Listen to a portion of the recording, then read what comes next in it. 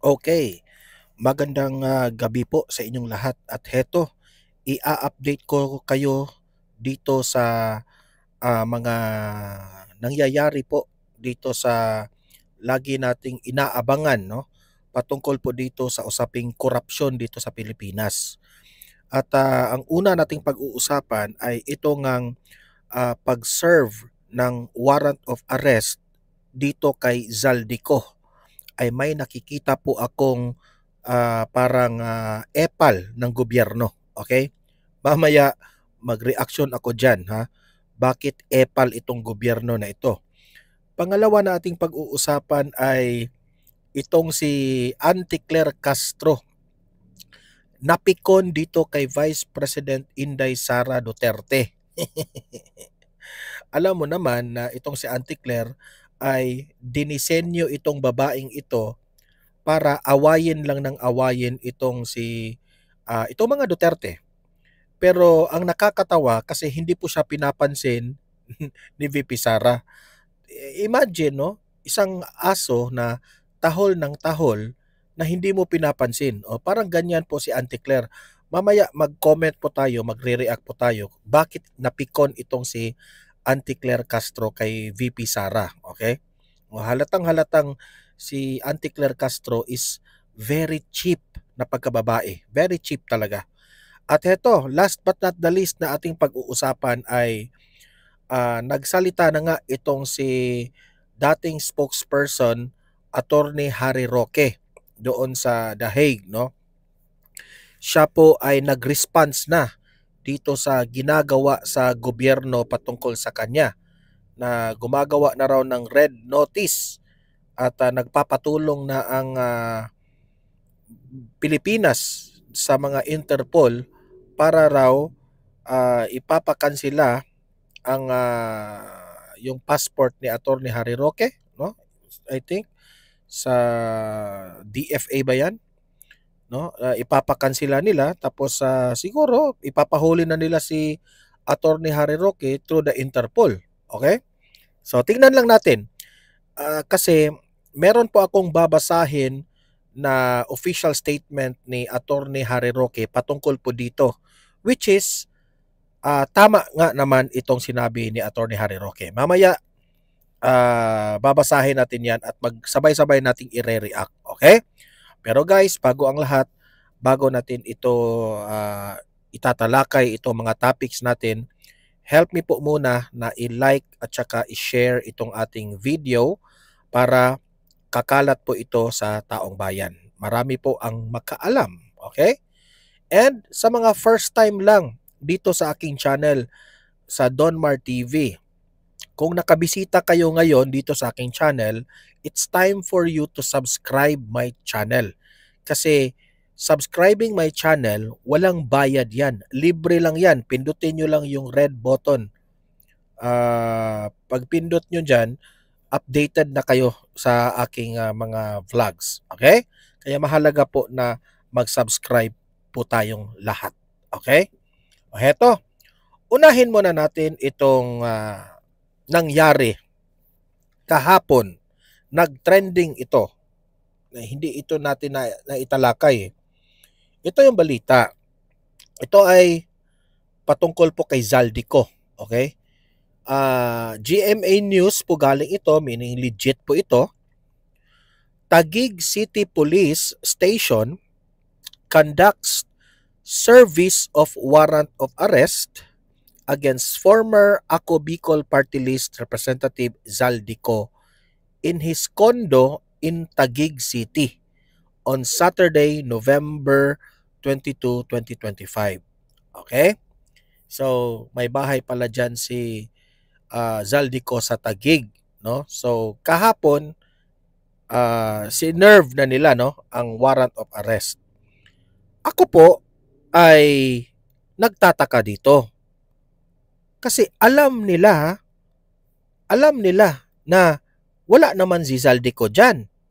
Alam naman nila na lumabas si Zaldico ng bansang Pilipinas. Tapos, nung nakita ko itong balita kahapon, sinerve nila ito. Nung pag-serve nila itong warrant of arrest na to, nakaabang yung media, nakatutok yung mga camera, talagang epal guys. 'Di ba? Para lang ipakita sa taong bayan na talagang mananagot na raw.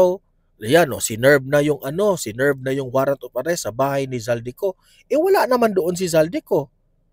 Palpak rin kayo. Pinagtatawanan lang kayo ng taong bayan. Napaghalataan lang ng taong bayan na lahat ng mga ginagawa ninyo ay pakitang tao. 'Di ba? Hindi naman kami siguro bobo. Hindi naman siguro kami pinanganak kahapon na hindi namin alam na wala si Zaldico dyan. So, ano bang ginagawa nyo? Nagpapakamera kayo, nagpapabalita kayo para lokohin na naman ninyo ang taong bayan na heto na, sinerve na ng talaga. Akala nyo siguro, mauuto ang taong bayan na, grabe si Bongbong Marcos. Talagang tinutuhanan niya na yung sinabi niya na mananagot. Paano mananagot yan? Wala si Zaldico. 'Di ba? Sinong niloloko nyo? Taong bayan? Hindi na po maloloko ang taong bayan. Niloloko nyo na kami sa bilyon-bilyong perang nawala. Niloko nyo na kami, Bongbong Marcos, nung sinabi mo na merong 5,500 flood control project. Niloko mo na kami, Bongbong Marcos, nung nalaman po namin na marami palang ghost projects at mga substandard na mga flood control. Dahil finak-check kayo ng Panginoon, bumaha ng bumaha. Meaning to say, hindi po totoo ang mga sinasabi mo na merong 5,500 flood control projects. Binudol nyo ang taong bayan. So itong pautot ninyo na huhulihin raw ninyo itong si Zaldico, nag-serve kayo ng warrant of arrest, kalokohan yan. Okay? Yun po ang nakikita namin. Yan, opinion namin yan, ha? Heto pa yung balita. Warrant of arrest have been issued against Zaldico and 17 others. So, ito yung pinagmamayabang nila ngayon na talagang, totoo talaga yung sinabi ni Bongbong Marcos na merong makukulong sa Pasko. Sinong niloloko ninyo? Mga lola ninyo? Huwag niyong lokohin ang taong bayan. Including public work officials and those from SunWest Corporation. Ito nga ang katawa-tawa eh. Kasi nung ipinakita yung video ng mga trabahante sa DPWH, kitang-kita doon sa video na talagang pinukpok nila yung door ng official ng DPWH. Yung mga 17 others ba, isa sa mga 17 others, talagang pinukpok nila, sinira nila ang pintuan. Pero nung dito may camera di ba? Sisirain talaga. Pero bakit pagdating dito kay Zaldico, parang wala. Tao po. Tao po. Dahil ba kasi si Zaldico ang hinuli, mayaman, dating kongresista, dating kaalyado ng Pangulong Marcos, dating Pangulo ni Martin Romualdez, tao po, magsiserve po kami ng warrant of arrest. Ganun lang. Pero itong mga 17 others na nagtatrabaho sa DPWH na sangkot dito, kasi alam nyong hindi government official, pinukpok nyo talaga ng malakas ang pintuan. Natatawa nga ako doon eh. Shinare ni Banatbay, yung vlogger. Kinumpare niya yung dalawa, kay Zaldico at yung si 17 others. A private construction firm owned by lawmaker accused of receiving large amount of kickbacks from flood control projects. Zaldico denied allegations. Ayan. So, in my conclusion dito, ay talagang ako it's my opinion. Bahala na ang Malacanang o itong gobyerno, itong administrasyon, yung sasabihin nila legit po ito. Oo, legit 'yan. Pero in my opinion, ito po'y isang pakitang tao lamang. Okay? Isang pambubudol na naman sa taong bayan para sabihin na si Bongbong Marcos ay nakiisa sa atin na ayaw niya sa korupsyon at dapat nang may managot. Sorry Bongbong Marcos ha, pero hindi na po kami maniniwala sa mga ganitong balita. Hindi na po kami mauuto ng ganyan kadali. Okay? Natatawa nga ako kasi meron pong mga vloggers na sabi nila, kailan ba tayo maniniwala ni Bongbong Marcos na he is against corruption? Kailan ba tayo maniniwala ni Bongbong Marcos na totoong ayaw niya sa korupsyon? Ganon ha? Sabi ng isang vlogger, hindi ko na lang i-mention ha, sabi niya, saka na ako maniniwala ni Bongbong Marcos na saka na ako maniniwala sa kanya kung mismo ang sarili niya ang ikulong niya. Tama rin naman 'Di ba? Kasi mayroong aligasyon, akusasyon itong si Zaldico kay Bongbong Marcos. Bakit hindi niya ito sinasagot? 'Di ba? At bakit tinanggal niya si Bersamin? Kasi ayon ni Bersamin, tinanggal siya, hindi siya nag-resign. Bakit ba? Nagtatanong lang tayo ha, bakit ba si Bersamin ba ang ituturo nyo dyan? Hugas kamay na naman kayo, 'di ba? So ang akin ba, no? Halatang halata na ang taong bayan nasusuka na po sila sa mga galawan ng administrasyon, especially dito kay Bongbong Marcos. Nasusuka na sila kasi harap-harapan po na binudol o ika nga sa Bisaya ba, nagpasalig ha? Sa mga istorya nitong si Bongbong Marcos.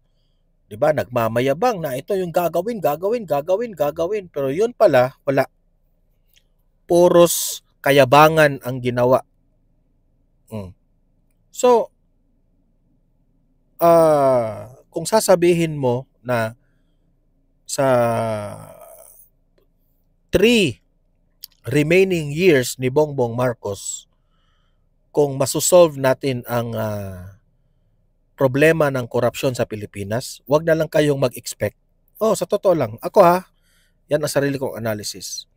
Hanggat hindi matanggal si Bongbong Marcos bilang presidente ng Pilipinas, walang solusyon ang massive corruption na nangyari sa Pilipinas ngayon. Hindi yan masusolve. Balikan nyo itong video na ito kung ako po'y magkakamali. Para sa akin, hindi talaga yan masusolve. Hanggat nandyan po si Bongbong Marcos, walang natatakot sa kanya.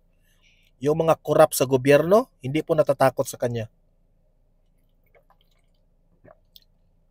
Kaya malabo, mahirap na ma-eradicate itong dumi ng bansa.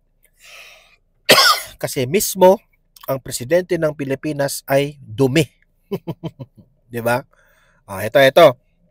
Punta naman tayo dito sa next natin balita. Ito ang babaeng versyon ni BBM. Si Auntie Claire Castro na napipikon dito kay Vice President Inday Sara Duterte. Don Mar, bakit napipikon itong si Auntie Claire Castro kay Vice President Inday Sara Duterte? Okay, basahin natin itong balita na ito. Palace fires back at VP Sara over drug test claims. Kasi po, itong si VP Sara ay nagsalita na po patungkol sa sinabi ni Senator Amy Marcos. Di syempre, kanina yung event ng yung I think parang inaalay nila kay Tatay Digong yung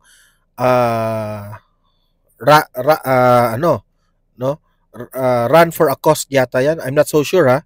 Pero yun ang nasa thread, no? Nakita natin yan sa social media. nag-participate po itong si VP Sara doon. Present si VP Sara. Tumakbo nga raw itong si VP Sara rin, no? Nag-cooperate siya doon. Run for Tatay Digong. So, syempre, pagkatapos ng tumakbo itong si VP Sara, literal ha na tumakbo ha, edi syempre, meron talagang mga vloggers at mga media na nakaabang para kumustahin si VP Sara at tanungin sa naging resulta po ng Run for Tatay Digong na event. At saka naman, hindi talaga natin maiiwasan, meron talagang mga tanong sa mga issues dito sa Administrasyong Marcos. Okay? At isa doon sa mga tanong ng media ay yung tungkol po, ano ang reaksyon mo, VP Sara, sa nasabi ni Senator Amy Marcos during the rally of Iglesia ni Cristo, na sinabi ni Senator Amy na ang kanyang kapatid na si Bongbong Marcos, kinonfirm niya na gumagamit, okay, kasama ang asawa, ang First Lady, at pati itong mga anak niya. So, syempre, si VP Sara, sumagot lang si VP Sara, di ba? Kasi alam niyo naman yung mga media at mga vloggers, hindi talaga maiiwasan. Tanungin talaga dyan, hindi nakakaiwas si VP Sara. So, ito yung balita. Vice President Sara Duterte criticized President Marcos Jr. for refusing to undergo a drug test. Kasi kung matatandaan po natin, hinamon ni Senator Amy Marcos na magpa-hair follicle test ang buong pamilya ni Bongbong Marcos. Kasi sinabi nga ni Auntie Claire Castro na si Amy raw ay fake news at naninira lang daw sa pamilyang Marcos, especially ni BBM. So, nag-response po itong si Senator Amy at sinabi ni Senator Amy na kung ako po ay nagsisinungaling, willing po ako na magpa DNA test. Kasi po, meron pong mga sinasabi at pinakalat ng mga loyalista na si Senator Amy raw ay hindi totoong kapatid ni Bongbong Marcos. So sinabi ni Senator Amy Marcos na, o sige, kung hindi kayo naniniwala na magkapatid kami ni Bongbong Marcos, ako po'y magpa-DNA test. Basta, ang buong pamilyang Marcos, magpa-hair follicle test rin kayo. Para patas, di ba? Para equal ang ating, kasi kung bardagulan at banatan, dapat equal tayo. Di ba? O, hinamon. Pero ano nangyari? Hindi kumakagat sa hamon ang mga bangag na pamilya kasi alam nilang madidihado sila, no? So, prompting a swift response from Palace Press Officer Claire Castro. Kasi kung ano siguro ang nasabi ni VP Sara doon sa Duterte run na sinabi siguro ni VP Sara parang para matapos na itong issue na ito, magpa-hair follicle test na tayo para matapos na. So, ngayon, as a default na aso, no? As a default na tumatigkahol ng Malacanang, sumagot itong si Auntie Claire Castro. Si Castro redirected the focus of former President Rodrigo Duterte. Meaning to say, instead na sasagutin niya yung sinabi ni VP Sara, nag-ano siya, instead na mag-answer siya doon sa hair follicle test na hamon, tinitira niya ngayon si Duterte. Nakakatawa nga eh. Diyan mo talaga mapapatunayan na si Auntie Claire Castro, kasi hindi na niya masagot yung hamon, dinadivert niya na banatan na lang niya si Duterte. Actually, Auntie Claire, hindi kami mapipikon dyan. Banatan mo ng banatan si Duterte, hindi na kami mapipikon dyan kasi hindi naman kami maniniwala dyan. Okay? Si former President Duterte po, napatunayan niya na sa sarili niya na malinis siya, napatunayan na ni former President Duterte na malaki po ang naitulong niya sa bansang ito. Napatunayan na ni Duterte sa ika nga, sabi ni former President Duterte, I have nothing to prove anymore. My time is done already. Okay, it's up for the Filipino people kung magugustuhan nila yung ginawa ko o hindi ba sila kontento. So kahit anong sabihin mo, Auntie Claire Castro, wala, useless na lang lahat yan. Ang topic natin ngayon, ang issue natin ngayon, kaya bang magpa-hair follicle test ang pamilyang Marcos? Yun ang tunay na issue ngayon. Hindi po sa issue ni Duterte. Kasi ito yung banat ni Auntie Claire highlighting his past administration of marijuana use and alleged fentanyl abuse while in office. Alam mo, Auntie Claire, walang na kukulong sa fentanyl na abuse. Kahit hindi nag-abuse si Duterte, sasabihin nyo na lang na nag-abuse siya. Ang fentanyl po ay may doctor's prescription yan bago yan ginagamit, Auntie Claire Castro sa informasyon na hindi mo alam, Auntie Claire, kasi alam ko naman na bobo ka, so kami na lang ang magpaunawa sa iyo. Kami na lang umintindi sa iyo kasi bobo ka wala kang utak Alam na namin 'yan. So, ang fentanyl, Auntie Claire, hindi po yan inaabuso paggamit. Kasi may prescription sa doktor yan kung kailan mo yan inumin, ilang beses yan iinumin, at kailan ka hihinto na inumin yan. Okay? So, yung mga banat mo na inabuso ni Duterte ang kanyang sarili sa fentanyl, o nag-accuse ka na gumagamit ba ng marijuana, o sige, ikaw man ang nag-accuse yan, Auntie Claire, patunayan mo na merong abuse. Kasi yung mga sinasabi mo, Auntie Claire, madali lang yan yung argumento. Sasampalin ka namin ng resibo ng doktor, ng prescription, tapos na ang laban. Okay? Isampal yan sa mukha ni BP Sara, talagang mapahiya ka. Pero yung hinamon ng hair follicle test, yung amo mong bangag, yan ang patunayan mo na hindi at malinis si Bongbong Marcos. Sa isang argumento, talo na kayo Bakit ayaw niyang magpa-hair follicle test? Doon pa lamang sa argumentong yan, talo na kayo. Pangalawa, kinonfirm na mismo ng kapatid ni BBM, which is Senator Amy. Saan man kami maniniwala? Sa'yo na tagapagsalita lang ng Pangulo o dito sa kapatid ng Pangulo na halos ilang dekada silang nagsasama sa pamilya? Diba? Diyan pa lang sa argumentong yan, talo ka na, Auntie Claire Okay? She defended Marcos. Itong si Auntie Claire ay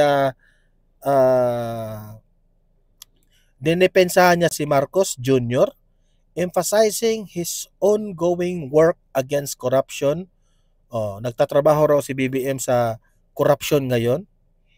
Kasi para hugas kamay, di ba?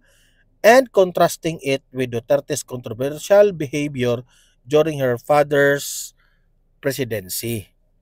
Yan yan ang nakakatawa sa administrasyon nyo, Auntie Claire. Kasi nung every time na tanungin kayo sa mga kapalpakan nyo sa administrasyong ito, idadivert nyo sa usapan ni Duterte. That is too far out. Halatang halata na nagpapalusot kayo, Auntie Claire. Di ba? Halatang halata. Sabi ni Auntie Claire, inutusan ba niya ang kanyang ama na magpa-drug test? Baka nakalimutan mo, Auntie Claire, na I hope I'm wrong pero parang naalala ko na yung every time 'di ba, halos gabi-gabi nag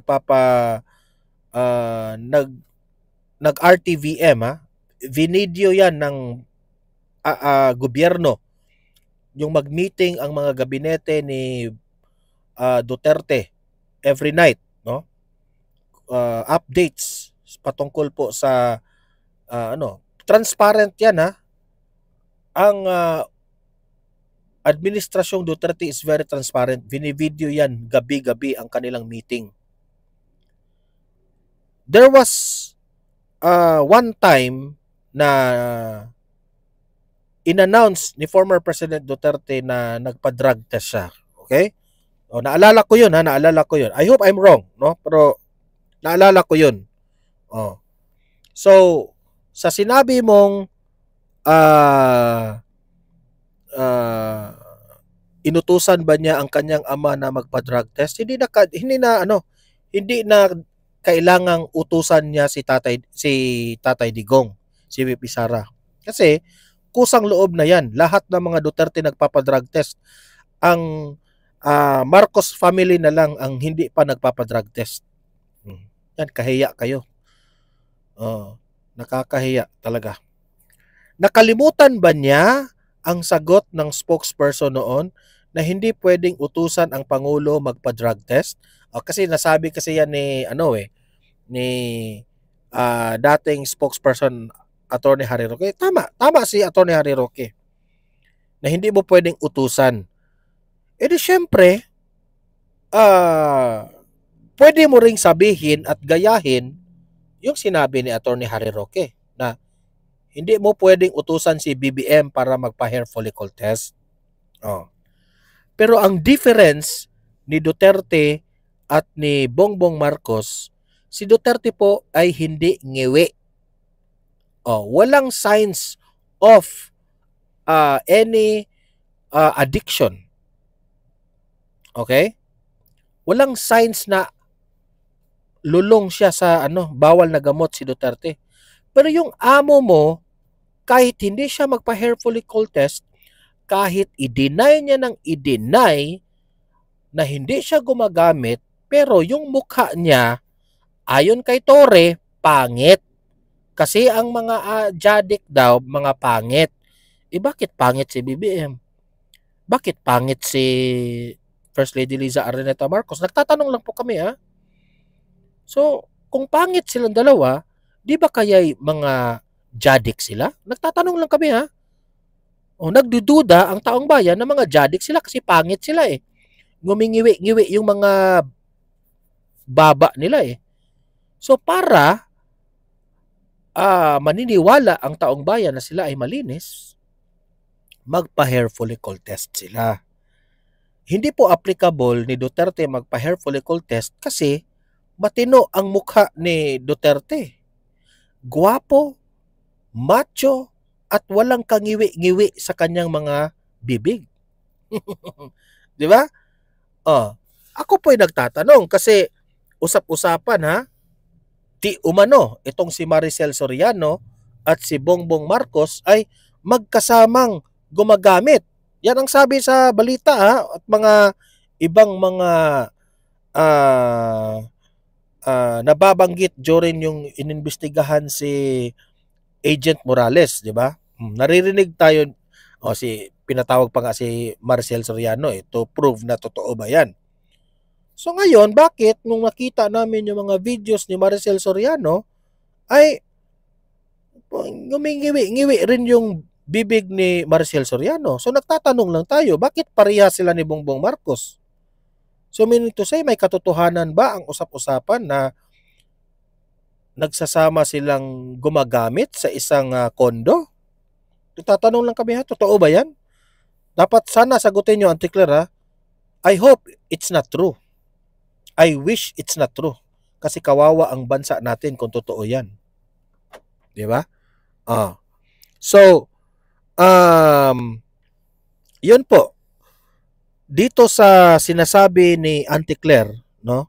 Na napikon siya kay VP Sara, it really shows na ang cheap mo, Auntie Claire. You are so cheap. Yung mga argumento mo ay very cheap. Parang hindi ka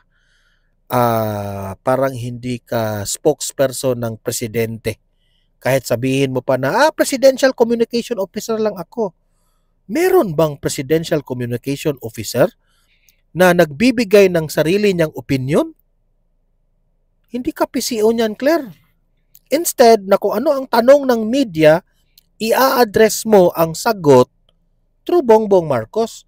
Sasabihin mo na, ayon sa ating Pangulo, ay hindi po siya gumagamit. Ayon sa Pangulo, nag-negative po siya sa usaping gumagamit siya ng Coke. Diba? Dapat ganun. Pero ang nangyari, parang ikaw ang napipikon para kay Bongbong Marcos. Kasi, naging personal mo na eh. Diba? Parang napikon ka, nagalit ka, na sinasaktan ng banat si Bongbong Marcos. Yan ang kaibahan mo, Claire. Kaya, marami po ang natatawa sa iyo, Claire. Kanchip mo. No, mag-vlog ka na lang, Claire. Yun ang maipapayo ko sa iyo. Okay, punta naman tayo dito sa trending na statement ni Attorney Harry Roque. Ito po ay 47 minutes ago niyang pinost sa kanyang Facebook kasi nag-response na nga siya dito sa mga balita na siya na po ay huhulihin, pabalikin dito sa Pilipinas, meron na raw Interpol at kansilahin na raw ang kanyang passport. Okay, para mabalik na siya dito at panagutin daw dito sa issue niya patungkol sa Pogo. So heto po ang sagot ni Attorney Harry Roque. Basahin po natin. Ang title po ng kanyang post, press release for immediate release November 23, 2025. Meaning ngayon po niya ito sinulat.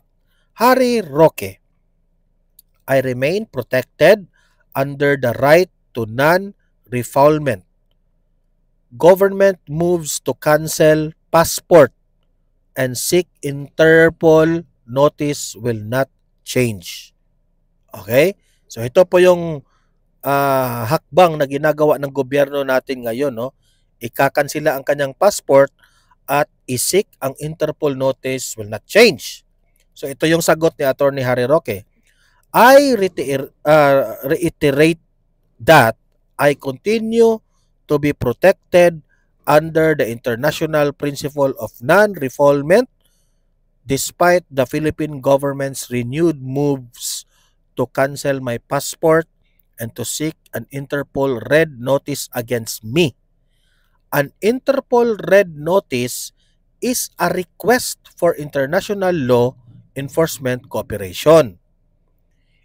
It is not international arrest warrant and it does not override a receiving state's obligation under the refugee and asylum law. Kasi nag-a-apply po siya ng asylum sa Dutch government. At yung mga ginagawa raw ng gobyernong Pilipinas sa kanya ay hindi po applicable. Kasi hindi po papayag ang Dutch government na papauwiin itong si Attorney Harry Roque while ongoing pa yung kanyang application. Yan ang ibig niyang sabihin because the Dutch authorities know I am an asylum seeker. The Dutch police cannot lawfully apprehend or return me to the Philippines while my asylum petition is pending. Wala pang desisyon, no? So, hindi po siya mapapauwi ng gobyernong Pilipinas. No. The protections that follow from my pending asylum claim remain in force. So, naniniwala si Atty. Harry Roque na hindi uubra ang ginagawa ng administrasyong Marcos ngayon. So, sabi pa dito, this renewed administrative and law enforcement effort by the Philippine government, including attempts to cancel my passport and to seek Interpol assistance, are plainly politically motivated. So naniniwala si Roque ng lahat ng ginagawa ngayon ng gobyerno laban sa kanya ay tungkol po ito sa politika. Kasi inis na dito kay Roque. They follow revelations made by Senator Amy Marcos concerning her brother's alleged drug use and stem from long-running efforts by this administration to silence and to pulverize critics. Kasi alam naman natin na itong si Attorney Harry Roque ay isa sa kritiko ng administrasyong Marcos. 'Di ba? Alam naman natin, kilala naman natin si Roque na mag-criticize at pag-criticize ito. Alam mo naman, 'di ba? So ito raw ay isa sa mga hakbang ng administrasyong Marcos para patahimikin siya. From the outset, certain members of the Senate and the House have signaled that I would be targeted for my alleged role is exposing the so-called Polvoronic video. These present actions are the latest manifestation of the campaign. Kasi napahiya sila doon nung ni-release ni Maharlika at ni Roque yon, yung video na yon, di ba? I also welcome the disbarment complaint filed by Melvin Matibag in relation to the Polvoronic video. Kasi pina-check raw nila ng kampo ni Maharlika at ni Roque ng isang mga media, yung mga eksperto po sa mga video ba, mga editing. Legit raw yung video na yon, di umano ha. That proceeding presents an opportunity to place on the Republic record the expert opinion confirming the authenticity of the Polvoronic video.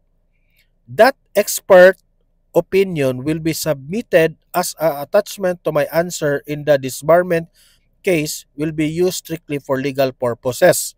So yun ang panlaban ni Roque, na yung expert sa video na nagsusuri doon sa Polvoronic video ni PBBM, na pinatotohanan niya na totoo yung video na yun, hindi yun AI, i-attach raw yun ni Roque. Kasi merong nag-file ng disbarment kay Roque. At ngayon, patunayan niya ni Roque na yung video na yun ay totoo, hindi yun hindi yun AI. It's disbarment case and will be used strictly for legal purposes. Its admission into the record will allow the truth about video's provenance to be publicly examined and adjudicated. Taken together, the Polvoronic video's authentication, Senator Amy testimony, President Duterte's previous remarks regarding alleged PDEA evidence and confidential informants, and Miss Kathy Binag statements that she was offered droga. From body of evidence that raises serious question about the President's fitness to continue in office. In my view, these facts point to a grave public interest concern if the President is indeed suffering from cocaine addiction. That is a serious health matter that impairs his ability to govern. I remain committed to defending my rights and cooperating with any lawful proceedings. I will continue to assert the protections that international law grants to asylum seekers. And I will use every legitimate legal channel to present evidence, seek accountability, and defend my professional reputation. Yan ang panlaban ni Attorney Harry Roque. Ginagawa niya ang lahat ng mga legal processes and arguments dahil naniniwala si Attorney Harry Roque na ang lahat ng ito ay resulta sa pamumulitika. To silence the critic, at isa sa mga critic ay siya, na hindi siya natatakot na ibinulgar ang involvement ni President Marcos dito sa paggamit ng Polvoronic. Okay? nagsisik po siya ng asylum sa Dutch government, na inexplain niya sa Dutch government na ako po'y biktima sa aking bansa ng political conflict, na kailangan ko munang mag-asylum ng isang bansa, nangailangan po siya ng tulong ng ibang bansa. Kasi po ang administrasyong Marcos ay walang ibang ginagawa ngayon. Instead na mag-focus sa ating kaunlaran sa bansa natin, ay nagfo-focus na patahimikin ang mga nagkri-criticize. And ayon kay Roque, that's part of democracy. Pero siguro sa ating own analysis sa Donmar TV, napiko na siguro ang administrasyong Marcos, especially itong si Marcos at si Liza Tanas. Napipiko na siguro sila dahil napahiya na sila sa sarili nilang ginagawa, at hindi na po mapatahimik ang taong bayan sa kanilang mga ginagawa. Wala na silang ibang solusyon kundi to silence these critics. Okay? So, ayon po na napakinggan po natin ang mga explanation ni Attorney Harry Roque patungkol po dito. Ano ang masasabi nyo? Tama ba si Attorney Harry Roque? Kung naniniwala kayo kay Attorney Harry Roque, i-comment nyo sa comment section. Kung hindi kayo naniniwala kay Attorney Harry Roque, mag-comment pa rin sa ating comment section. Ano ang argumento nyo patungkol dito? At yan po ibabasahin natin. Okay? So guys, maraming salamat po. Paki-like na lang at paki-share sa mga nanonood ngayon para aabot pa ito sa maraming audience, para aware, malaman nila ang nangyayari ngayon sa bansa natin. At sa mga bago pa lang dito sa aking channel, if nagustuhan nyo ang ating talakayan ngayong gabi na ito, consider i-subscribe ang ating channel para lagi kayong updated sa mga ganitong usapin. Libre lang ang subscription walang bayad yan. Pindutin nyo lang yung red button na merong nakalagay doon, subscribe. Pindutin nyo, updated ka na sa lahat ng ating mga balita. Okay? So see you in my next video. Have a great day. Have a great night. God bless po sa ating lahat. Mabuhay ang Pilipinas and God save the Philippines. Bye-bye.